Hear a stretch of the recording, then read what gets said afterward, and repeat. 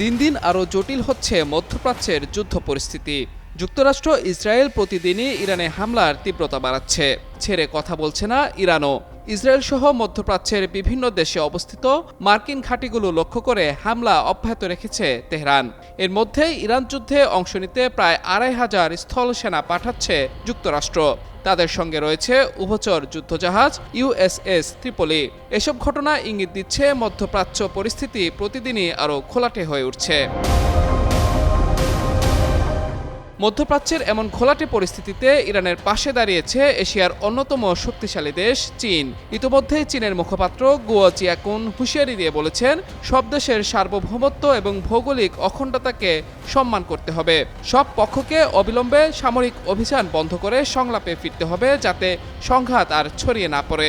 Beijing মনে করে, মধ্যপ্রাচ্যের এই ক্রমবর্ধমান উত্তেজনা কেবল আঞ্চলিক নয়, বরং বৈশ্বিক নিরাপত্তার জন্য হুমকি।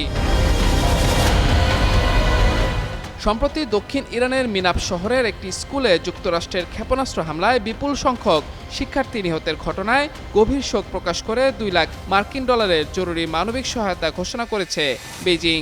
সেই সঙ্গে কঠিন সময়ে ইরানের জনগণের পাশে থেকে সংকট কাটিয়ে উঠতে সব ধরনের সহযোগিতা অব্যাহত রাখারও ঘোষণা দিয়েছে বেইজিং।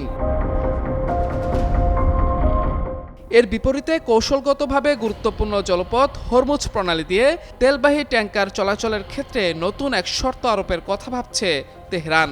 এক্ষেত্রে শর্ত থাকবে, তেলের দাম চীনা মুদ্রা ইউয়ানে পরিশোধ করতে হবে।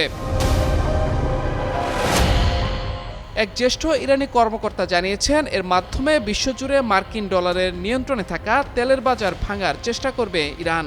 এর আগে পশ্চিমা নিষেধাজ্ঞার কবলে পড়া রাশিয়ার তেল রুবল বা ইউয়ানে বিক্রি শুরু হয়। এবার ইরানও সেই পথ অনুসরণ করে আন্তর্জাতিক জ্বালানি বাজারে চীনা মুদ্রার প্রভাব বাড়ানোর বেইজিংয়ের প্রচেষ্টাকে ত্বরান্বিত করতে চাইছে, যা মোটেও ভালো চোখে দেখছে না ওয়াশিংটন।